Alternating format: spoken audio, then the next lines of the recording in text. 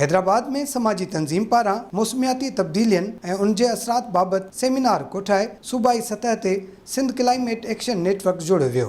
SPO पारां मकामी hotel में कोठायल गॾिजाणी में मुख़्तलिफ़ मज़हबनि जे अॻुवाणनि, समाजी शख़्सियतनि, DDMA जे नुमाइंदनि सां गॾु पाणी, ज़राअत ऐं माहौलियात जे माहिरनि ऐं सहाफ़ियुनि शिरकत कई। उमरकोट खां वठी शादी पलियारे न सॼे रोड ते जेको काफ़ी वक़्तु पाणी बीठो रहो 5-6 महीना ऐं उहे जेकी फर्टाइल ज़मीनियूं हुयूं से तबाह थी वियूं। त इहे सभु क्लाइमेट जा इशू आहिनि। त मुंहिंजे ख़्याल में SPO इहो कोशिशि कई आहे त उन्हनि ॿिन्ही डिस्ट्रिक्ट में माण्हुनि खे मोबिलाइज़ कजे ऐं पोइ हिकिड़ो नेटवर्क क़ाइमु कजे जेको हुकूमत जे पॉलिसियुनि ते असरअंदाज़ थिए ऐं हुकूमत खे इन तरफ़ त मुतवजा करे। अवेलेबिलिटी जेका आहे, जेका एनवायरनमेंट आहे, जेको टेम्परेचर आहे, उन में असांखे रहणो आहे। उन रहण जे लाइ तौर तरीक़ा माण्हुनि खे ख़बर हुजनि। गॾिजाणी में फ़ैसिलो कयो वियो त सिंध क्लाइमेट एक्शन नेटवर्क जा मेंबर जाइज़ो वठी माहौलियाती तब्दीलियुनि जे असरनि ऐं बचाव बाबति तजवीज़ूं आला इख्तियारनि ताईं पहुचाइण खे यकीनी बणाईंदा। आज का ये प्रोग्राम एक नेटवर्क की फॉर्मेशन हो रही है प्रोविंशियल लेवल पे,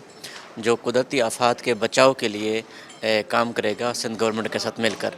वो आसमान पर भी मौजूद है, वो ज़मीन पर भी मौजूद है।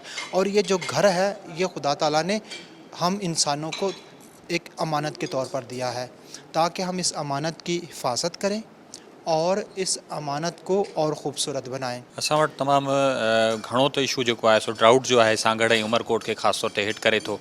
उन में तमामु घणी जेका असां सम्झो त फ्रीक्वेंसी वधी वई आहे उनजी।